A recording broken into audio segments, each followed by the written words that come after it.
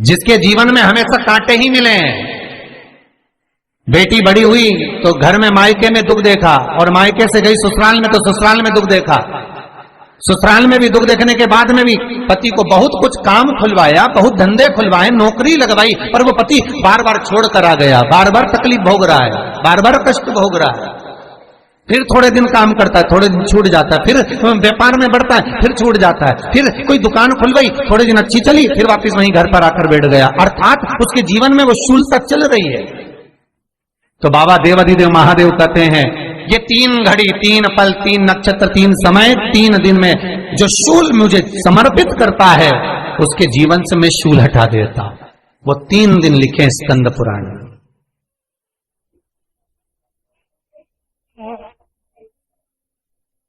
महाराज, बैसाख महीने में जो प्रदोष आती है, बैसाख के महीने में बहुत ध्यान से सुनना भाई, जो अपनी जिंदगी से बहुत तंग आ गए हो, परेशान हो गए हो, कष्टमय जीवन जी रहे हो, बहुत दुखी हो गए हो, उनके लिए ये स्कंद पुराण का चरित्र फिर मिले ना मिले, आप प्रेम से सुन लें।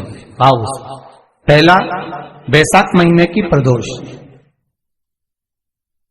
चाहे वो शनिचरी प्रदोष हो, चाहे रविवार की हो, सोमवार की हो, मंगल की हो, बुधवार की हो, गुरुवार की हो, शुक्रवार की हो, शनिवार की हो, कोई भी वार की हो, पर बैसाख महीने की प्रदोष, प्रदोष काल में शाम का समय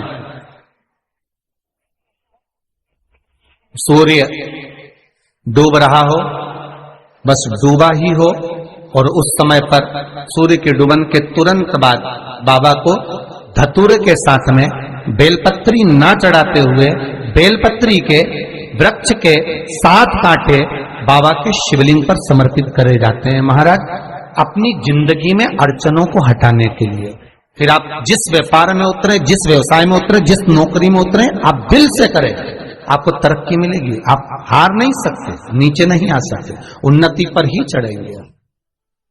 एक वैशाख मास की प्रदोष, दूसरा शिवरात्रि के दिन मध्याह्न का समय। महाराज, जो बड़ी शिवरात्रि होती है माघ की, बड़ी शिवरात्रि के अंतर्गत मध्याह्न का समय, दोपहर के ठीक 12 बजे, चाहे फिर वो कोई भी दिन हो, महाराज शिवरात्रि जिस दिन पड़ रही है,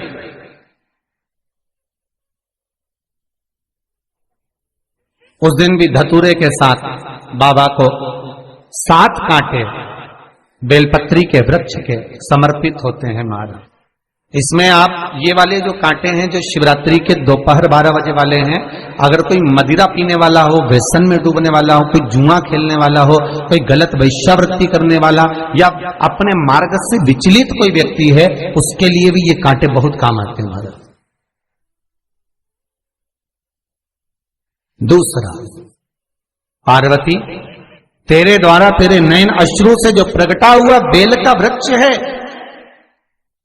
द्वितीय शूल मैं वहां धारण करता, तृतीय शूल, तीसरा शूल जो वर्णन करा गया।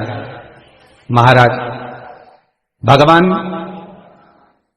श्रावण के महीने में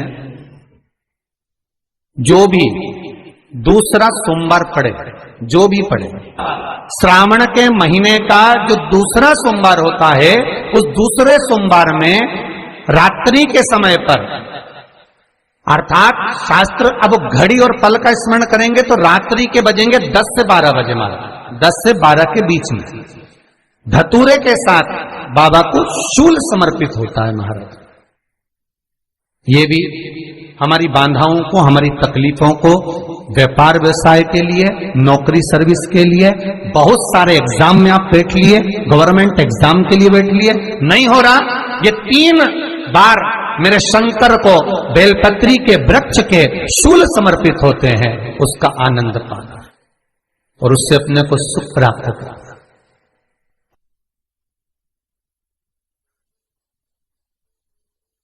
कि बाबा भोलेनाथ जी के नयन अश्रु से जो प्रकट हुआ वो रुद्राक्ष का पौधा है, माता पार्वती के नयन अश्रु से जो प्रकट हुआ वो बेलपत्री का पौधा है, और उमा और महेश,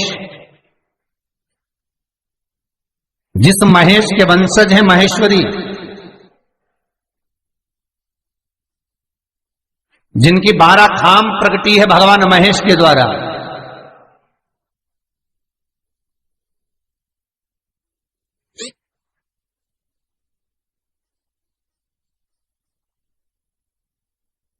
वो महेश और उमा, उमा और महेश का जो चरित्र है कि उमा और महेश का जब प्रागट्य हुआ, उमा और महेश जब दोनों आनंद में विभोर होकर जब चलते हैं और दोनों के बैठने से तप मुद्रा से जो पौधा उत्पन्न होता है वो शमी का पौधा है।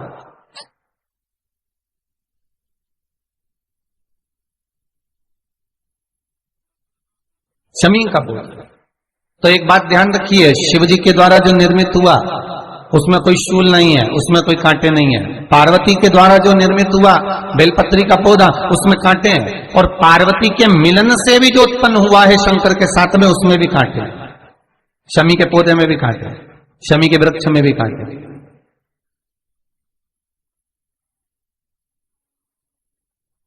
तो पार्वती जी स्कंद पुराण में प्रश्न कर रही हैं भोलेनाथ जी से कि प्रभु मुझे ये बताओ कि आपके द्वारा जो निर्मित हुआ उसमें शूलता नहीं है,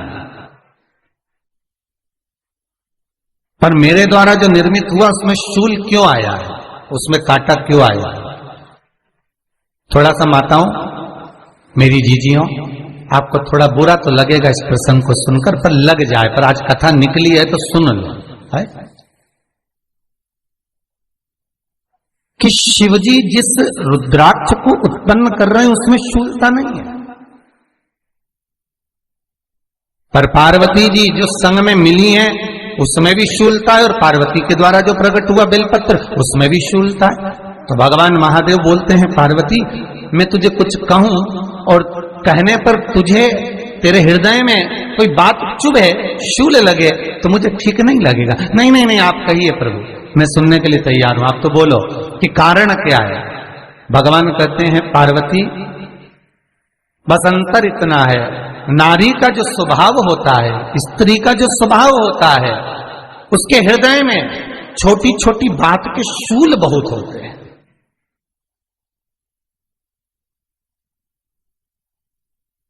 जेठानी ने ये कह दिया, देवरानी ने ये कह दिया, तुम्हारी मम्मी ये बोल दी, तुम्हारे पापा ने ये कह दिया, तुम्हारी बहनों ने ये कह दिया, तुम्हारे भाई ने ये कह दिया, तुम्हारे रिश्तेदार ने ये बोल दिया। ये नारी के भीतर ये शूलता रहती है। तो पार्वती जी बोली कि जितना तप आपने करा उतना तप मैंने करा, और जितनी साधना आपने करी उतनी साधना मैंने करी, और जितना आराधना दिल से आपने करी उतनी आराधना दिल से मैंने करी, फिर इसमें शूलता कहां से आ गई? भगवान शिव बोले, बस पार्वती बात इतनी सी है कि जब मैं आराधना करने बैठता हूं तो मेरी दृष्टि में सम्मुख में कुछ नहीं होता। जब मैं आराधना करने बैठता हूं तो मेरी दृष्टि में, मेरे सम्मुख में कुछ नहीं होता कि कौन ने क्या करा है, कौन ने क्या बोला है, कौन क्या कर रहा है, उससे मुझे मतलब नहीं होता, उससे मुझे कोई मतलब नहीं। पर पार्वती जब तू आराधना करने भी बैठती है ना, तो तेरी चित्त वृत्ति में कहीं ना कहीं किसी ना किसी रूप में कोई शूल आ ही जाता है।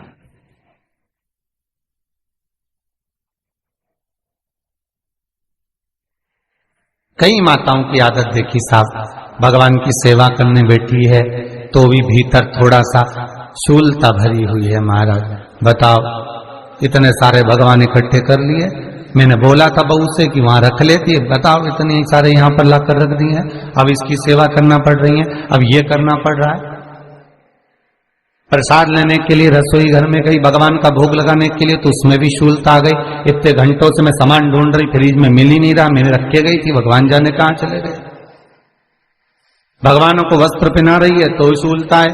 अलमारी का ड्रॉज खोला, इसमें मैंने सामान रखा था, ना जाने भगवान का श्रृंगार कहां चले गया, कौन ने हाथ लगाया, फिर शूलता आ गई।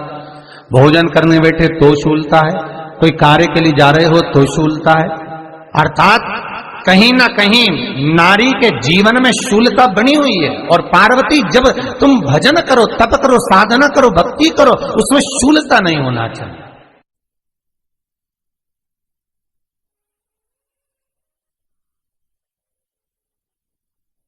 पार्वती जी ने कहा, भोलेनाथ तो क्या आप मुझे स्वीकार नहीं करेंगे बेलपत्री के रूप में? क्या मुझे स्वीकार नहीं करेंगे शमी पत्र के रूप में? पद्म पुराण, स्कंद पुराण, लिंग पुराण, नर्मदा पुराण और शिव महापुराण, ये सारी पुराणे वर्णन करती है। पार्वती जी का खंड आनंद वर्षक कर रहा है, वर्णन कर रहा है। पार्वती खंड वर्णन कर रहा है, सती खंड वर्णन कर रहा है, उमा संहिता वर्णन कर रही है। क्या आप मेरा ये बेलपत्र का स्वरूप आप धारण नहीं करेंगे? इसमें शूलता इसलिए भगवान कहते हैं नहीं नहीं, धारण तो करूंगा,